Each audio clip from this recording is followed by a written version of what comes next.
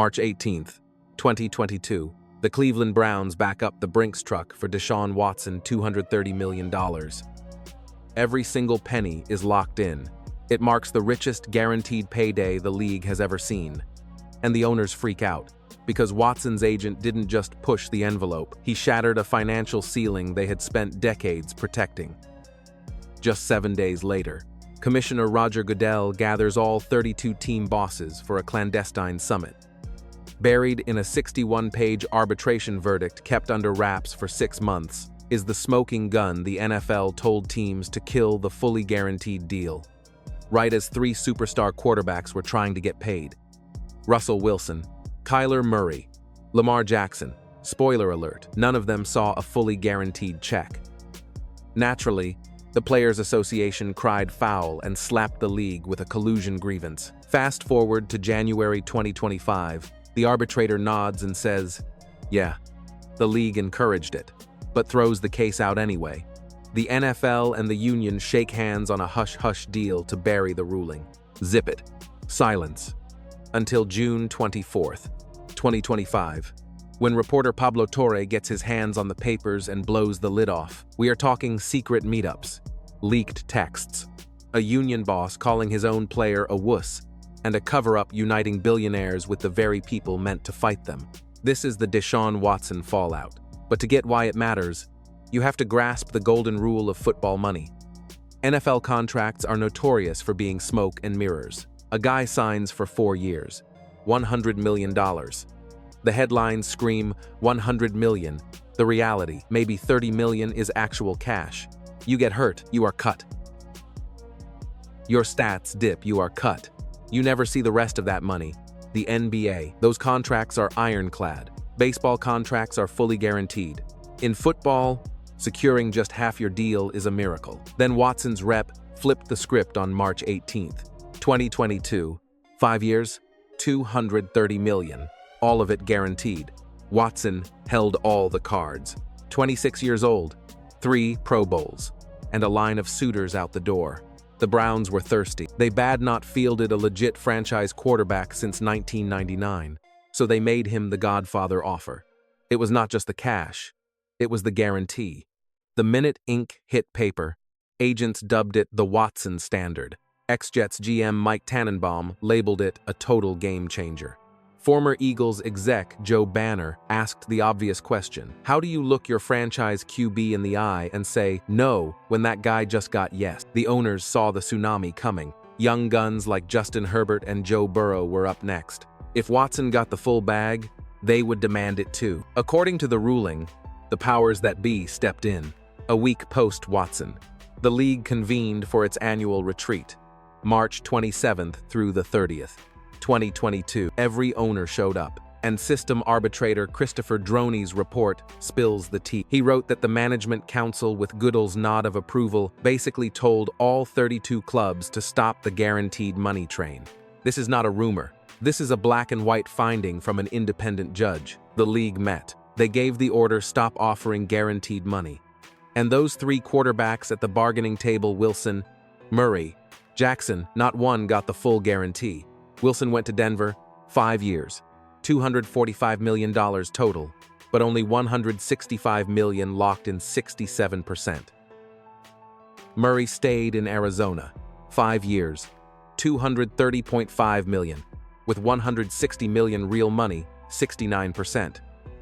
Lamar held out until March 2023, 5 years, $260 million. But only $185 million guaranteed, 71%. Massive paydays.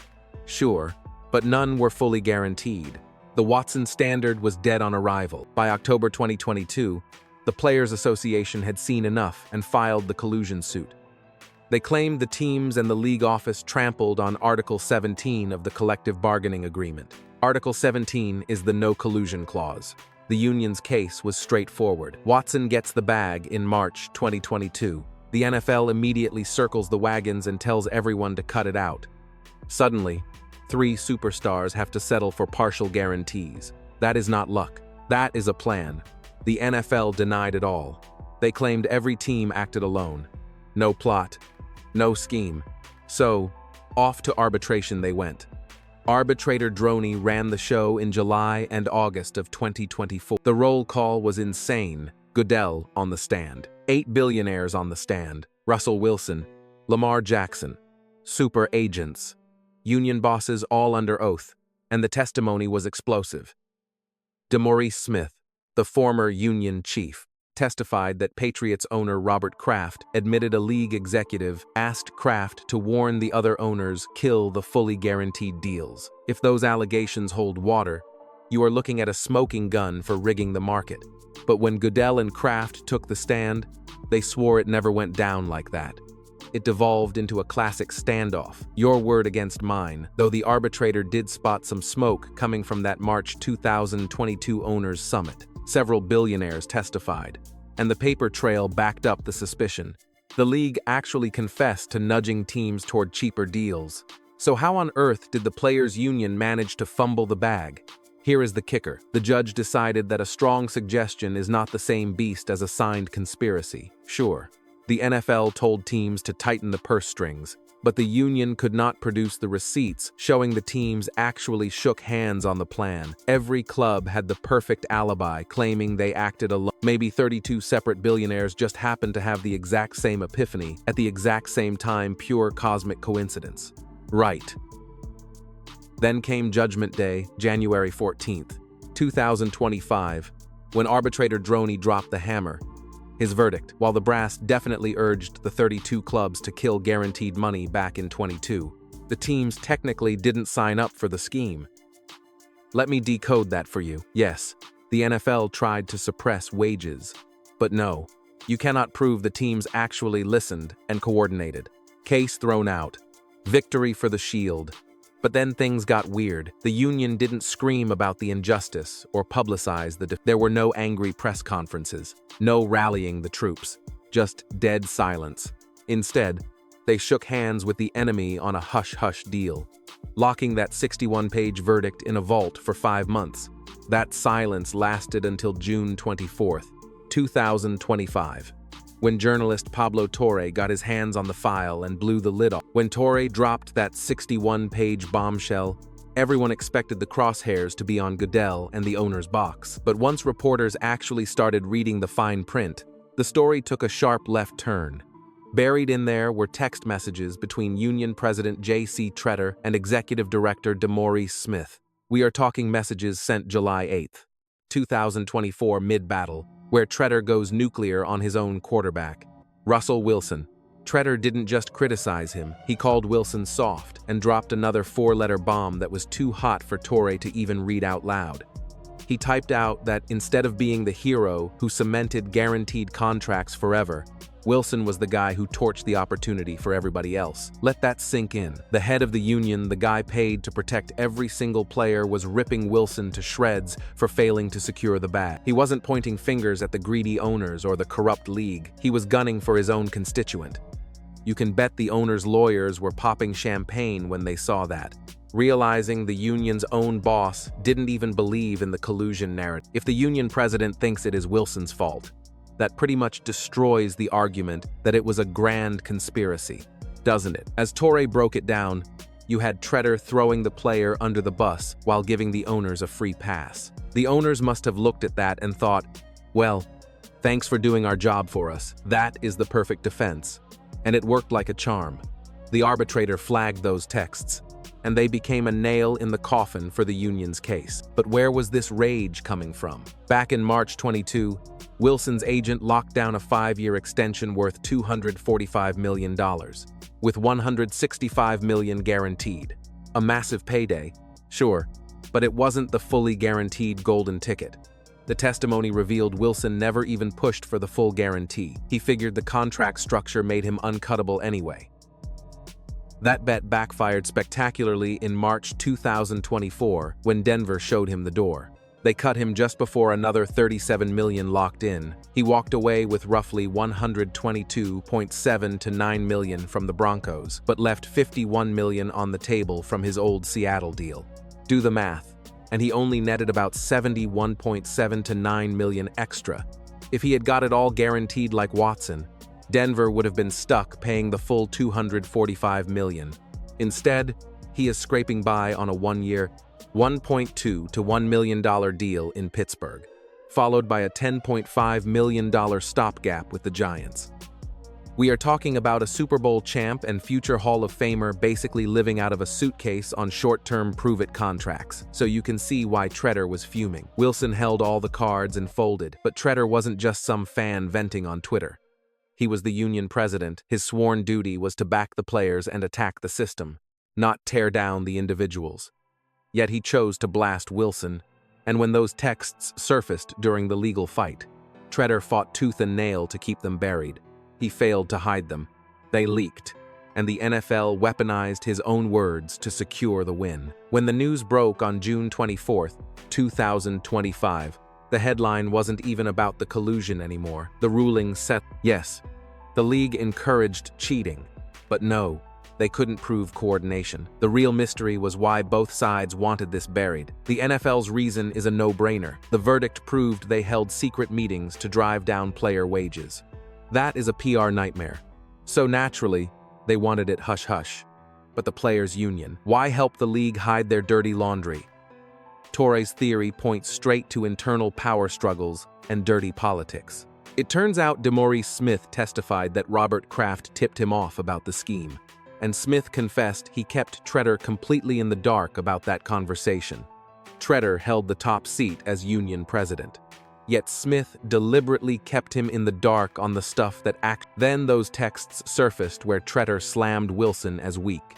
A PR nightmare that made leadership look like they were battling the players rather than backing them. If news of that verdict hit the wire, the locker rooms would have started asking some very tough questions.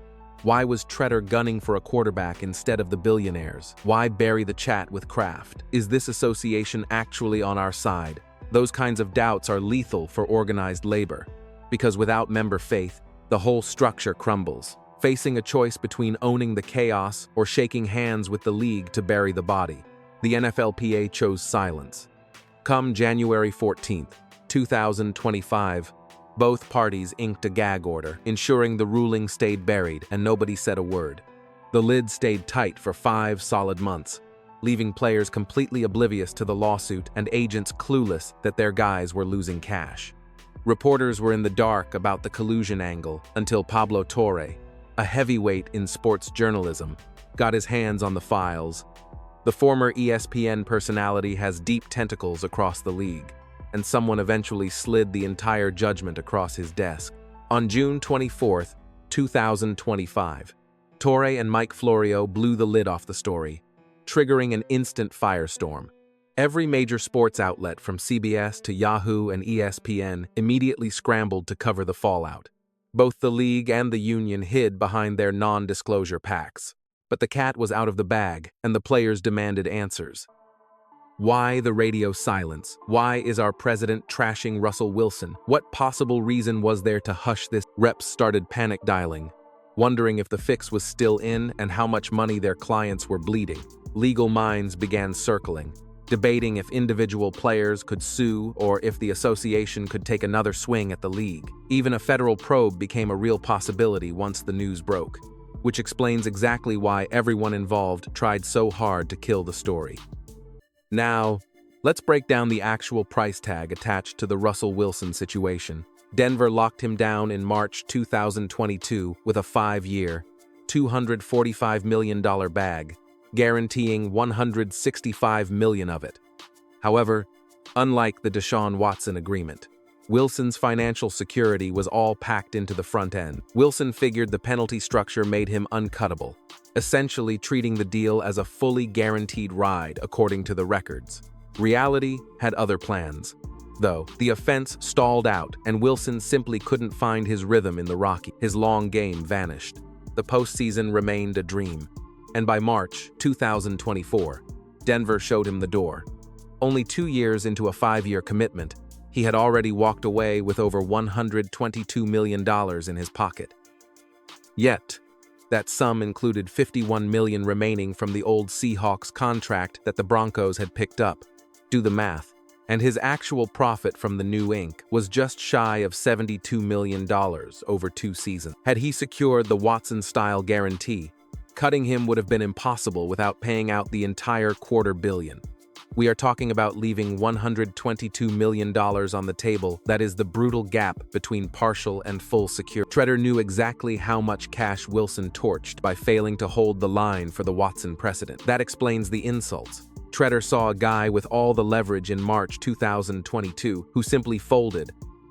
But let's get real for a second. Would the Broncos have actually signed the check if Wilson played hardball? It remains a mystery because, per the arbitrator, the league had just instructed every franchise to kill the guaranteed contract. Denver execs were in the room for that March 2022 summit, listening to the brass nudge them away from those deals. Would they have gone rogue and paid Wilson the full freight regardless of the league's stance? Who knows?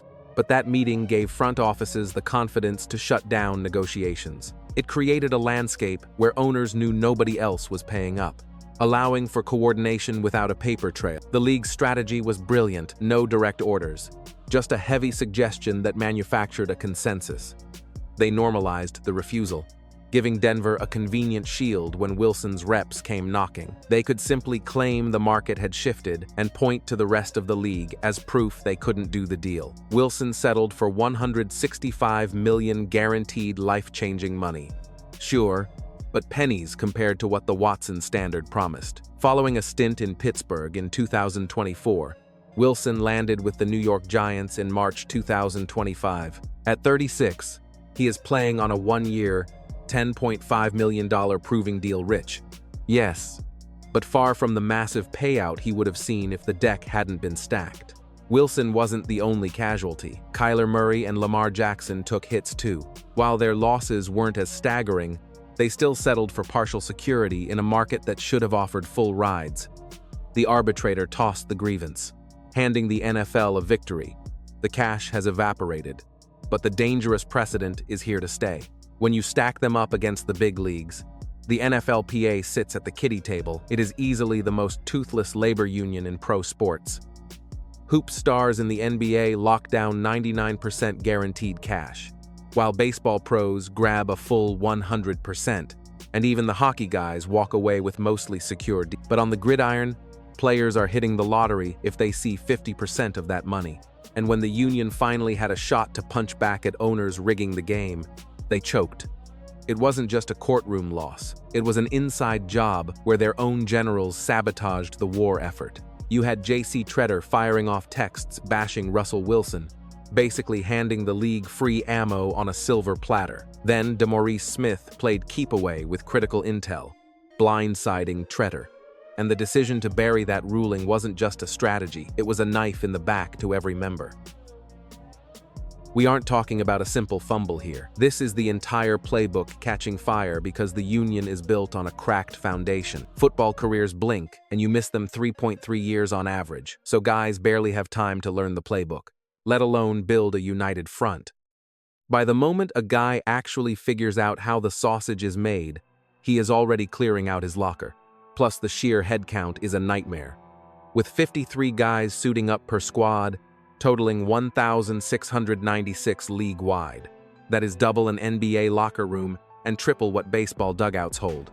Getting that many people on the same page is impossible. While the guys writing the checks are marching in lockstep, you have 32 tycoons meeting for cocktails, syncing up through the council with Roger Goodell playing defense, meaning the labor force is scattered while the brass is a well-oiled machine. That power imbalance is why the House always wins. But that 2025 collusion lawsuit peeled back the curtain on something much uglier. Even with smoking gun proof that the league was winking at teams to collude, the union couldn't turn that leverage into a victory. Then they swept the ashes under the rug, which goes beyond being weak, that is, straight-up treason, considering guys pay serious dues for protection.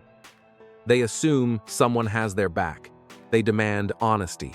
And they think the union is actually in the trenches fighting. Instead, the guy running the show was busy taking shots at one of his own stars. Top brass cut a backroom deal to keep the verdict quiet. So for 5 whole months, the workforce had no clue they had already been beaten in court. They were negotiating blind, not realizing their market value was actively being suppressed by a coordinated ownership group. They had no idea their own reps helped bury the body until a leak from Pablo Torre blew the lid off. And now the cat is out of the bag. The secret is out, and you better believe the next time the union comes knocking for solidarity during a lockout, the locker room won't forget. They will recall how the leadership sat on a collusion verdict, and they will remember the president throwing a quarterback under the bus instead of attacking the billionaires. It will stick in their minds that when push came to shove, the suits chose shadows over sunshine. Once you shatter credibility, good luck gluing it back together. And even though Lloyd Howell took the reins from Smith in 2023, he inherited a dumpster fire. Tretter walked away that same year, but the damage is still lingering in the hallways because they haven't patched the hole, offered no mea culpas, and gave no explanations on why they hid the scorecard. They are playing the quiet game, praying the news cycle moves on and the guys keep taking bad deals. But athletes have long memories when you mess with their wallets, and agents take notes when the game is rigged. The league will keep whispering to owners to cap guarantees, and the union will keep being too fragile to do a thing about it. So where do we go from here now that the verdict is out and the cover-up is headline news? The league admitted they encouraged being stingy with guarantees, but legally they walked case-tossed. 0 fines. Business as usual. Stars like Russell Wilson, Kyler Murray, and Lamar Jackson don't get a do-over, and that lost cash isn't coming back. The checkbooks are closed, but the lesson stands. Every rep and rookie now understands the league is actively plotting to keep a lid on payroll. They will keep convening, they will keep suggesting, and they will ensure everyone holds the line on negotiations. As long as they can argue each team made a business decision, they are untouchable. The bar to prove collusion is sky high because you need a signed confession or a blood oath, not just a nudge and a win. The NFLPA couldn't clear that hurdle. And let's be real, they probably won't clear it next time either. These owners aren't amateurs. They hire shark lawyers who know exactly how to synchronize without leaving fingerprints. A nod across the buffet line, a memo from the council, or a shared philosophy is all it takes. That is plenty to keep wages down without tripping the legal alarms. So what is the counter move? Some reps are telling their guys to insist on fully guaranteed money. Market be damned. Make the teams reject it on paper to build a stack of denials. If enough stars ask and enough general managers say, no way, maybe a pattern emerges that works as ammo for round 2. Others are pivoting to shorter deals because if you can't get the security, at least get back to free agency before your knees give out. Then there are the guys who just swallow the pill, accepting that the NFL is a ruthlessly efficient corporate machine owned by tycoon. The tycoons scheme in sync. The labor force is toothless. That is the game. However, there is a fresh perspective. We are talking federal monopoly statutes.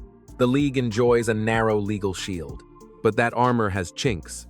Plus, conspiring to flatten paychecks could shatter the Sherman Act. If the feds ever decided to dig in, they could compel testimony. They would crack open every digital vault emails, texts, and scribbled memos dating back to March 2022. Uncle Sam has the tools to expose or clear any conspiracy, tools the players' union can only dream of. However, swinging that legal hammer takes political guts. And right now, Washington does not seem keen on tackling the league. Consequently, we are stuck in neutral. The front office keeps whispering to franchises keep those guaranteed dollars capped. Clubs will feign autonomy, swearing they act alone, while athletes settle for deals that are only halfway secure. Meanwhile, the union's reputation is bleeding out because this mess exposed a gritty truth about who really holds the cards. Proprietors plot in sync, headquarters backs their play, and the labor reps are either too feeble or too bought off to punch back. When the facts finally surfaced, everyone scrambled to bury them. This is not just a solitary blunder, it is a structural rot. Just look at Deshaun Watson, the man whose payday sparked this fire. He has been a total bust in Ohio, broken and useless. Cleveland is shelling out $46 million annually for a guy who spends more time on the sidelines than the field. That agreement is now viewed as an all-time blunder. Honestly, the tycoons who freaked out about setting that precedent, they probably had a point. Handing out ironclad cash to underperformers burns money fast. But that is the gamble you take in an open economy.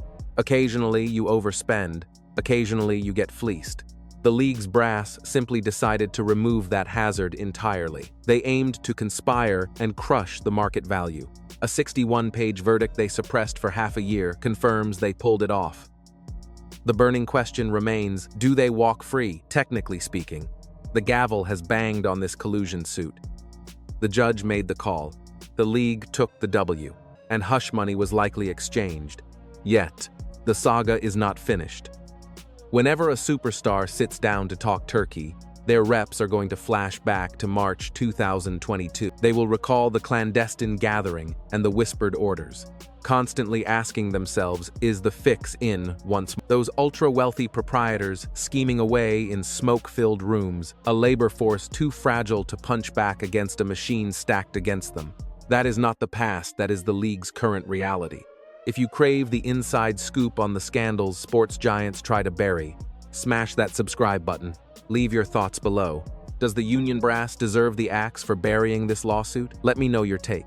Appreciate you tuning in. This whole situation stinks.